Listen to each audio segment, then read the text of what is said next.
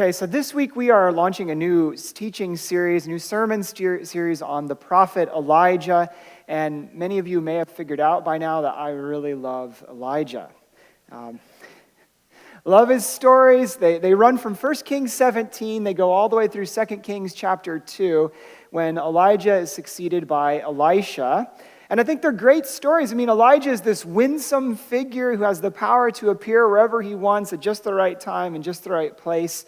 Elijah hears God. God hears Elijah. He's this wonder worker, this man who cares about the death of a widow's son, who stands up for the little guy when Naboth's vineyard is taken. And we're going to look at those stories. And one of the things that we see again and again in the stories of Elijah is how deeply responsive he is to God. And we see this especially in chapter 18, which is our passage for today. Elijah stakes his whole life on God, and that's really what we see Elijah doing, is calling the people of Israel to do that, to follow him and staking their life on God. And I think that's what we are called to do as well. And that's what our message is today. God's calling us to stake our lives on him. And we're going to be digging into this passage. So if you want to follow along, you can do that. There's a little space for notes on the right-hand side of your bulletin. But let me set the stage for what's going on in our passage today. Because the stories of Elijah really begin in chapter 17. And that's where he comes on the scene. If you look at chapter 17, verse 1, it says, "Now Elijah the Tishbite from Tishbe in Gilead," he just shows up. That's the first thing. We don't know anything about where he came from, except that it's from the Tishbe. We don't know who his family is. We don't know anything about his inheritance or what his dad did or something like that. He just shows up. And we don't really know where this Tishbe is. It's in Gilead. And the one thing that's important about this is that it's in the north, because Elijah is a northern prophet. And Elijah's story and what his prophetic work, is tied up with the story and the destiny of the northern kingdom. So we know he's from Tishbe, and Gilead is this place in the north.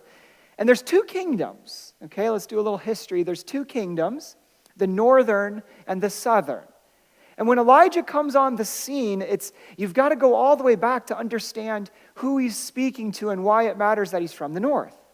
Because think about this. After the people of Israel got the promised land, they started asking for a king just like all the other nations.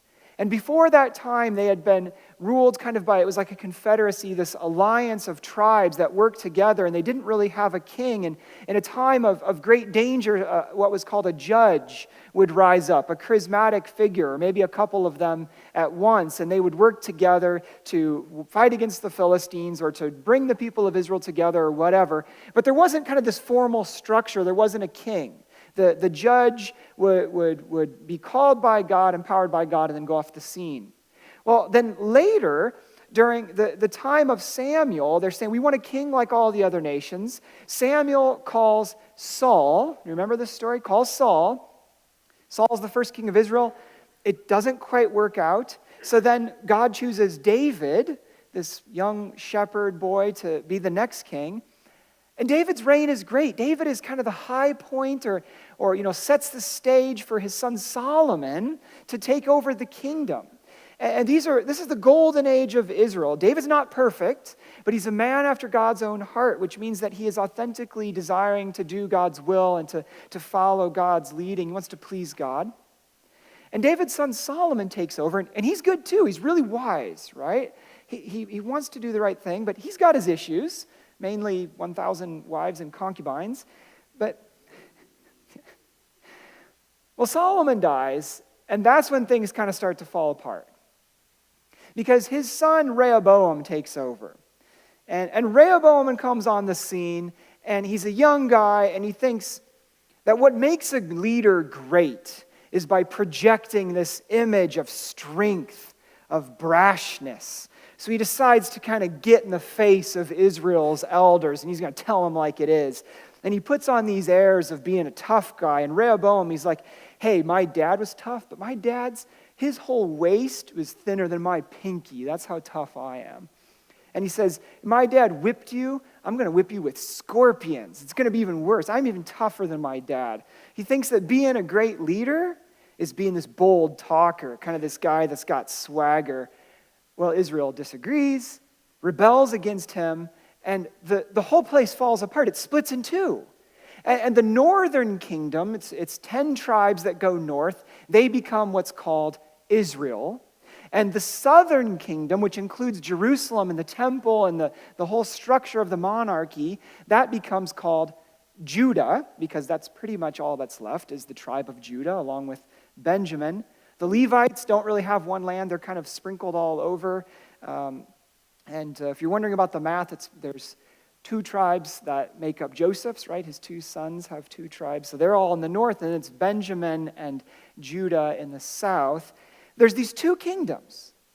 And in the book of Kings, if you read this, it's a really wonderful, I love the books of Kings. If you read this, it just goes back and forth. North, south, talks about what God's doing in both of these 2 nations and what God's doing through the rulers and through the prophets. And this is important, because this is one of the really beautiful things about Elijah and the Elijah stories. So remember we said he's from Tishbe, right? He's this Tishbite from Tishbe in Gilead. We know it's in the north. He's a northern prophet. And in a certain sense, the north was in permanent rebellion against God because they didn't have the holy city of Jerusalem. They were worshiping in different places, not in the temple. And from the perspective of Judah, the north's religion was just all messed up. And so were their kings. And sometimes the 2 kingdoms would fight against each other. Sometimes they'd fight together. But God doesn't give up on them. God sends prophets to the north, just like God sends prophets to the south, even though they're broken off from the true worship in Jerusalem. And this is where Elijah comes in, because Elijah is God's living, breathing promise not to give up on the northern kingdom. Elijah is God's promise not to give up on people just because their circumstances are messed up or because they don't have their faith all figured out and together. Elijah is God's promise not to give up even on the worst kings. So when we look at Elijah, we're seeing an example of how God, he's not going to give up on the worst kings, the worst country, the worst people, on us. God's not going to give up. And we see this in how Elijah treats Ahab. I think this is, for me, one of the highlights. Now, according to the author of 1 Kings, if you look at chapter 16, verse 30, it says that Ahab, son of Omri, did more evil in the eyes of the Lord than any of those before him. So Ahab, at least as far as his faith perspective goes, he's the worst. Now, Elijah talks to him. Elijah deals with him. And sometimes he challenges him, and we're going to see that, but he doesn't give up on him. And Ahab, in the faith perspective, he's the worst. And he gets into this marriage with someone named Jezebel. And no doubt this was a political marriage that his father arranged. We know that Omri was this great general. He took over kingship of the northern kingdom Israel after a series of very short reigns. In fact, the one who came before him, the king before him named Zimri, he was only in power for 1 week. And so Omri comes in and he really brings some stability to Israel. He tries to shore that up. He founds the capital city, Samaria. And then he starts making alliances with all the neighbor states, right? I mean, he's doing his political work. He makes an alliance with Sidonians. That's a Phoenician state, these sailing people. And he says, why don't you give me one of your daughters? I'll marry her to my son Ahab. And so that's where Jezebel comes from. She's this Phoenician princess. She marries Ahab, and she comes to Israel bringing with her religion. And she starts to promote the weather god Baal and the fertility god Asherah. Now this leads to problems, because Jezebel is sponsoring the worship of these gods in Israel. And so the scriptures tell us in our chapter today, chapter 18 of 1 Kings, in verse 19, we read that there are 450 prophets of Baal and 400 prophets of Asherah. Notice this last part right there in verse 19. Where do they eat? They eat at Jezebel's table. So they're part of the official religious alliance here. She is sponsoring this whole complex of deities and their priests and their places of worship. Well, this won't work. God told Moses long ago that his people shall have no other gods before him. God prohibits the worship of any other deity. All of Israel's worship has got to be completely focused on him.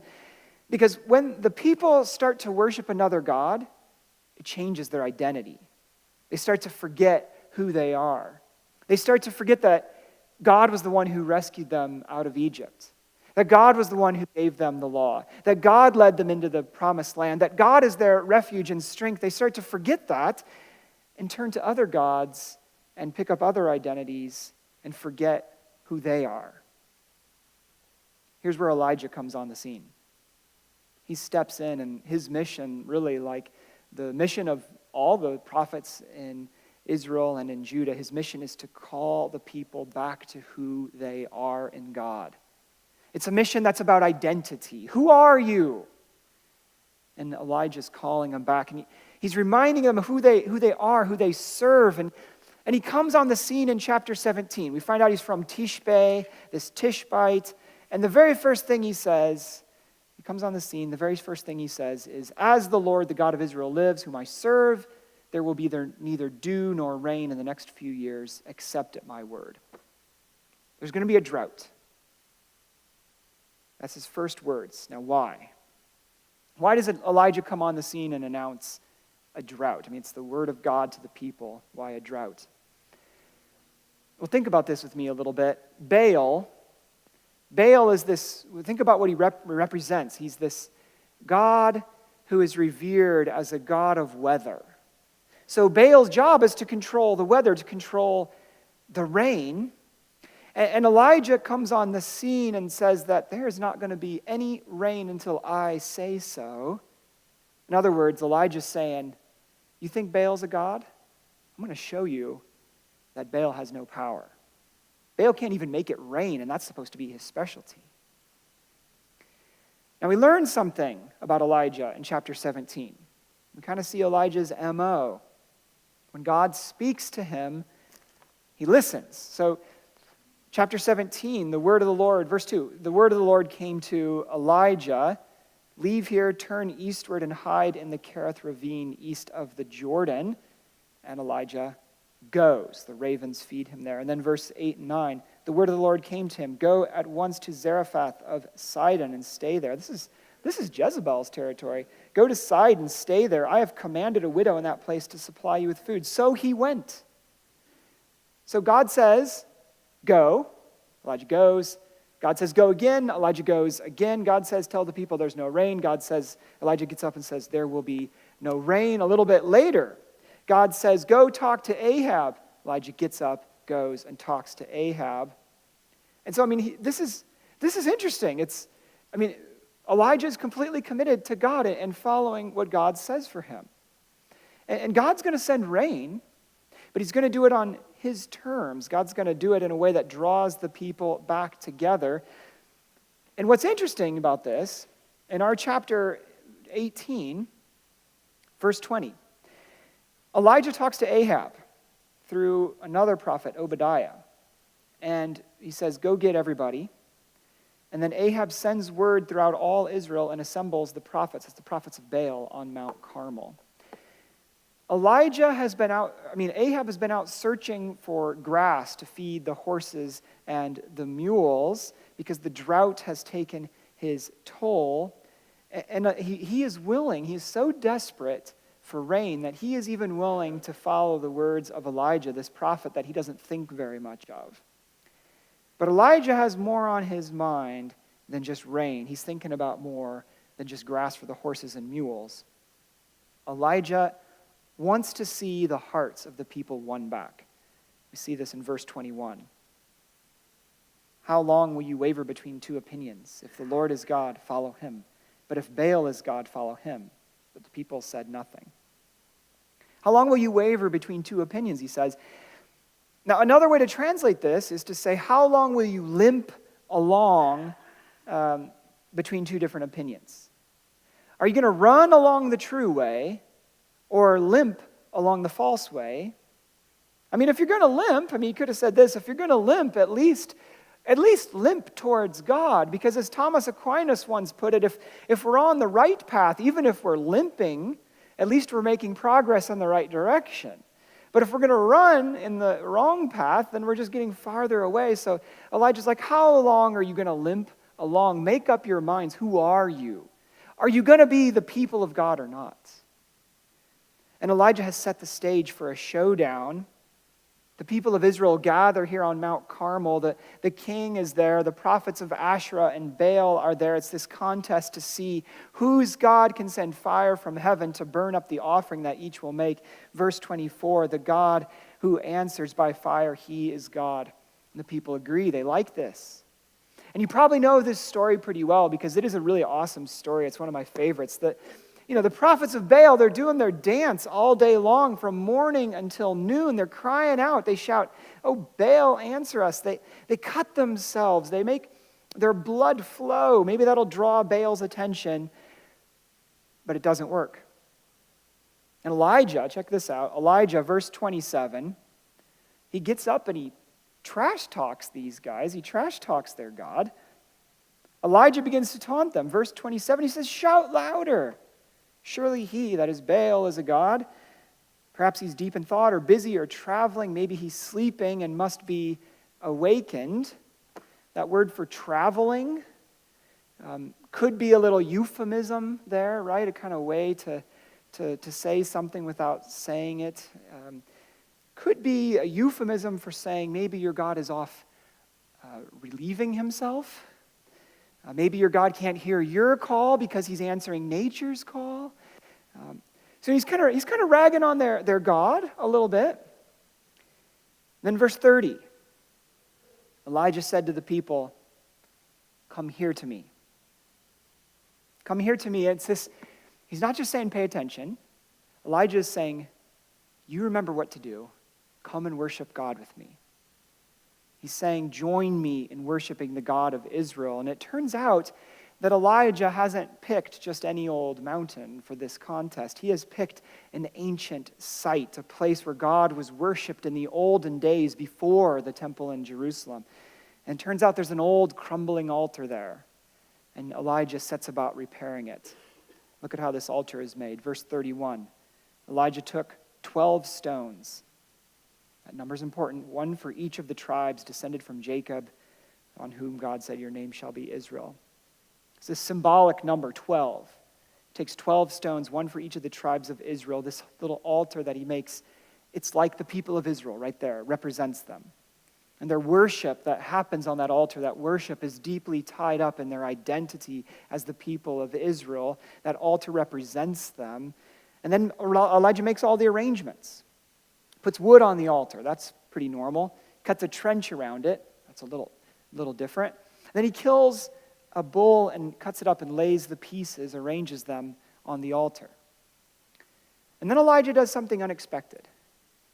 He tells the people of Israel to fill, count them with me, 4 large jars with water, pour it on the offering and the wood. Then look at verse 34. He says, do it again. So that's 4 plus another 4.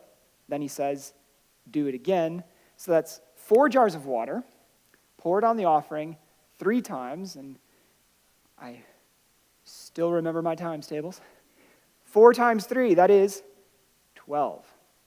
So we've got 12 stones, and we've got 12 times that the water is poured. It's this symbolic number. It's all right here. Your identity as the people of Israel is all focused right there on that altar in this act of worship. And these next verses are key. Verse 36 and 37. At the time of sacrifice, the prophet Elijah stepped forward and prayed, O Lord God of Abraham, Isaac, and Israel, let it be known today that you are God in Israel, and that I am your servant and have done all these things at your command. Answer me, O Lord, answer me, so these people will know that you are, O Lord, our God, and that you are turning their hearts back again. Elijah's prayer is very simple.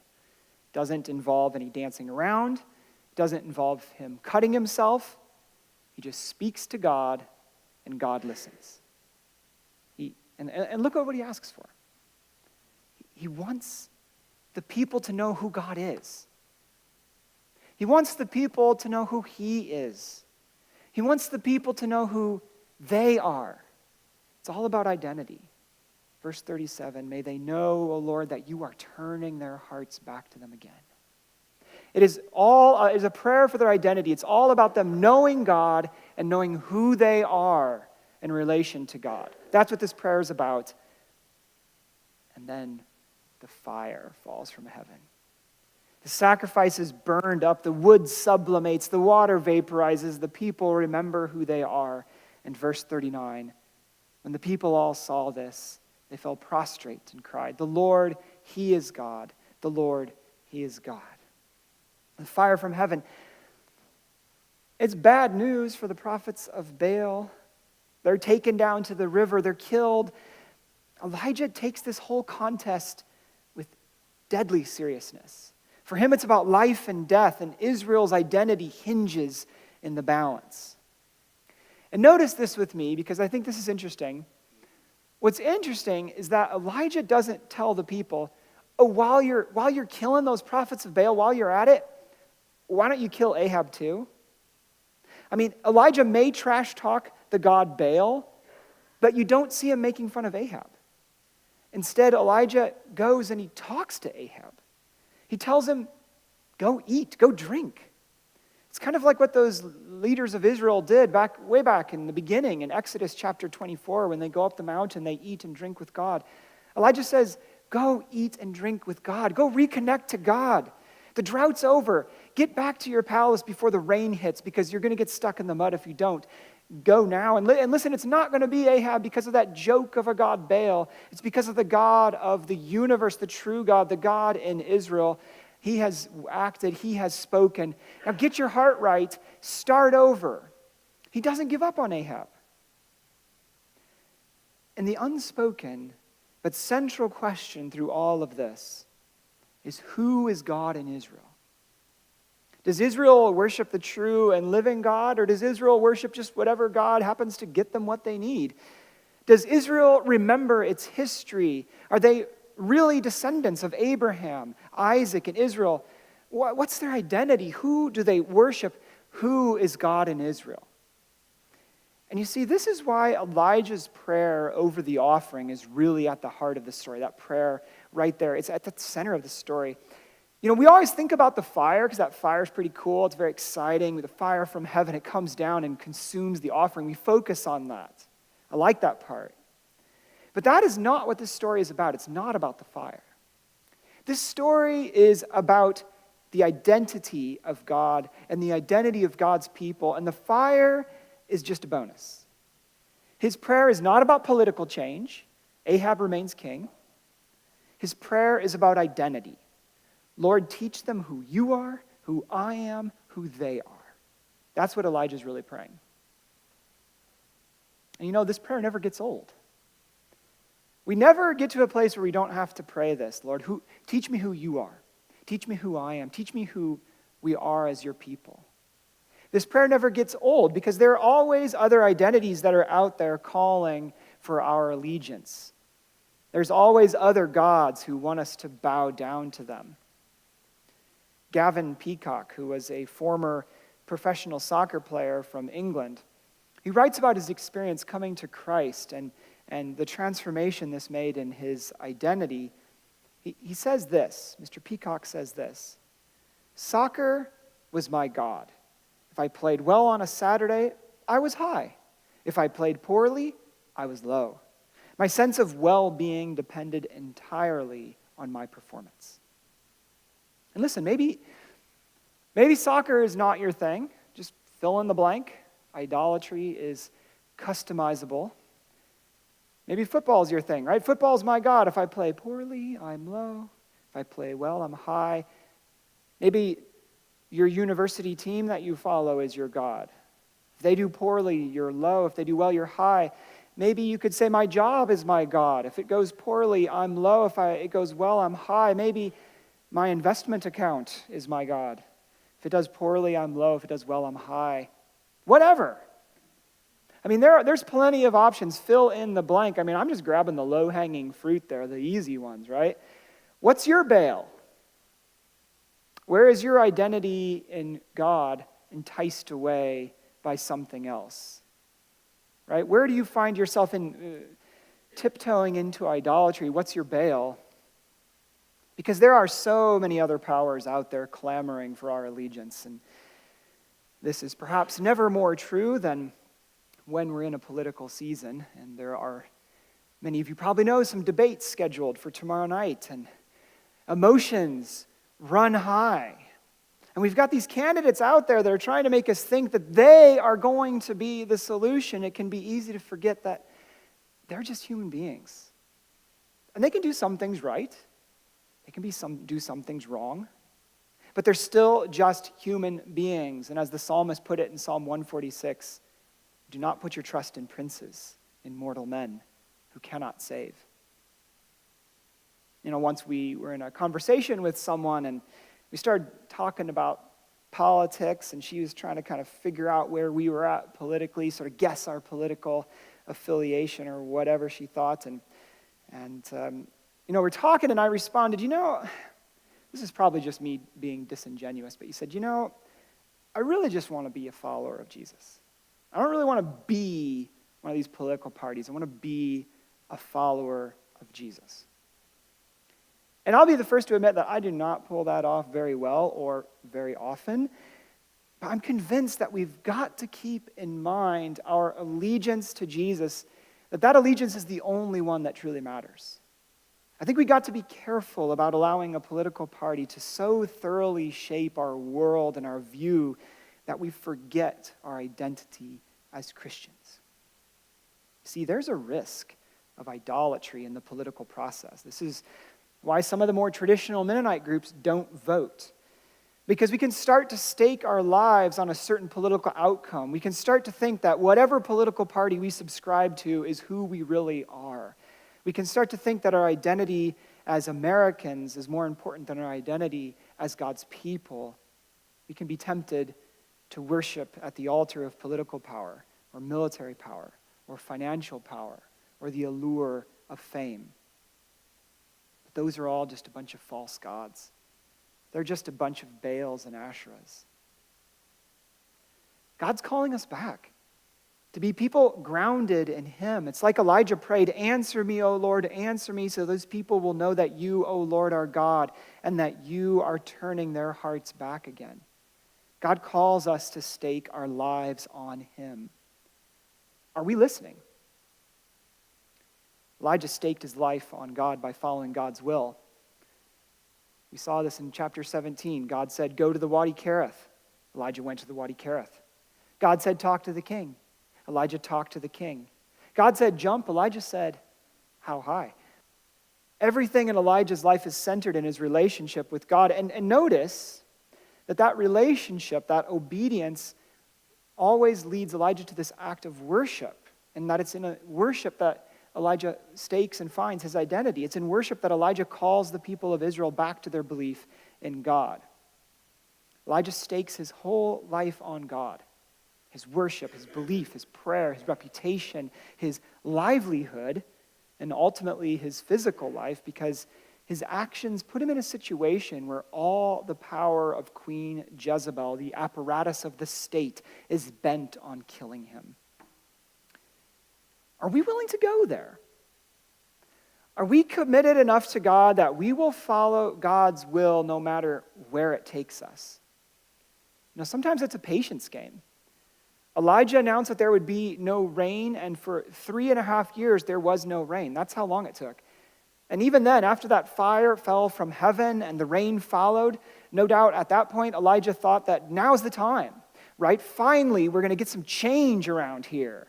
Now God is really going to act. God showed the people who He is. Now everything's going to turn around. But after this amazing victory on the mountaintop, Elijah sees Ahab and Jezebel. They're still in power. He sees God's people still haven't completely turned their hearts to God. And Elijah totally breaks down and is depressed, and he goes and just camps out under this broom tree. He feels like he's wasting his life. And why not? Didn't seem like his ministry made any difference. Nothing's changing. But then at that point, God comes to him and tells him, "Get up and eat, or the journey will be too long for you." And we'll look at that passage next week. I think sometimes we can get the mistaken idea that if we're with God, we won't suffer hardships or there won't be challenges. We can come to believe that if God's at work, everything's going to be grand. But that's not how it goes. The providence of God runs deeper than whatever we think might be a good or a bad outcome. God's playing a longer game than what we can see in a year or two, or honestly, for that matter, a lifetime. God's got an eternal perspective. Are we willing to stake our lives on God even when we don't know what's going on? I find that I have to keep learning this lesson again and again. I found myself at crossroads so many times wondering what God is up to, what I'm supposed to be doing as part of all that. Some of you know that we served in Peru before we came here, and I remember we were down there and kind of trying to get ready to change direction and come back to the States, and we were talking to pastors there and had this teaching role and equipping pastors and leaders in the church, and they were like, when you guys go back, you've got a place to go, right? And I'm like, well, I'm going to camp out in my parents' basement, but we don't really have our own place. And they're like, when you go back, you're going to have a job, right? And I was like, well, I don't know, actually. I don't have a job. And when you're going to go back, you're going to kind of have it all figured out. And I was like, I don't really have it figured out. And they started to get this line that we were so trusting, but actually it was more that we were so anxious. That was how it felt. Sometimes what do you do? How do you know what God is calling you to? Can you follow even in those places where it's not clear what the next step on the path is? Where's God calling you to trust him even when you're not sure what's going on? Now, I suspect that all of us have those kinds of places in our lives. We've got to practice the patience of Elijah, where we have to step into the faithfulness of Elijah. Where's God calling you to trust him? Verse 40. God commanded them, seize the prophets of Baal, don't let anyone get away. They seized them, and Elijah brought them down to the Kishon Valley and slaughtered them. Well, Elijah won the people back. God won them back through Elijah. They killed the prophets of Baal. Don't let anyone get away, said Elijah. This is a hard passage, but we're followers of Jesus. Jesus showed us a different way than killing the bad guys. Do you remember in the Gospels there was this place where Jesus was traveling with some of his disciples, and they went through the Samaritan village where people didn't accept them. And maybe those disciples imagined themselves kind of in the cut of Elijah. Samaria is what became of the northern kingdom, so they were kind of in Elijah's territory. And they said, Lord, should we call down fire from heaven? And do you remember Jesus' answer? No. He forbids them. As Paul puts it, our battle is not against flesh and blood. Killing off the baddies is not going to be the solution. But do we stake our identity on God? Do we follow God's will in such a way that we are convinced it's a matter of life and death? That it's a matter of urgency? Are we ready to take the false allegiances that we find in our heart and kill them? Question for you. Are you willing to kill your Baals? Are you willing to put to death your idols? Because, I think one of the biggest challenges we face in staking our lives on God isn't just that there are other gods out there calling us. I think it's apathy. I think that a lot of times for many of us, we just don't think that it matters that much. But Elijah knew that God not only answers in fire, he knew that our God is a consuming fire. He knew that God demands our all, that God never will settle for less, that God wants our whole lives, heart, soul, mind, strength. He knew that who we are and our allegiance matters to God. We've got to kill off our false idols. It's a spiritual battle, not a physical one. And the reason for this is because if we really stake our identities on God, if we really stake our lives on what God's doing and doing his will, then we're going to find ourselves on the way of the cross. We're going to find ourselves sacrificing. We're going to find ourselves bleeding for something. We're going to be in a place where we'll have to know at the bedrock of our hearts that our identity is completely grounded in God, or else we won't be able to do what God's calling us to. And there are those great stories of faithfulness in the face of persecution when a person has to make the choice and they stand up for who Jesus is and they stake their lives on him, even though it may mean their life. But a lot of times, staking your life on God isn't going to come down to this momentous choice, this life or death moment. Most of the time, staking our lives on God comes each day as we trust him just a little bit more, place our hopes in his hands a little bit more, seek him a little bit more fully. I think about Esther in the Old Testament. She was this faithful member of the people of God. And when that moment came, is she going to be a queen, or is she going to be this Israelite on who the fate of her people rests? When that moment came, she staked her whole life on God, and she had to turn from the call of the idol of safety, the idol of the false god of anonymity, and stand up and speak for her people. She had to stake her life on God and place her trust in him. She had to declare with her actions where her true allegiance lie.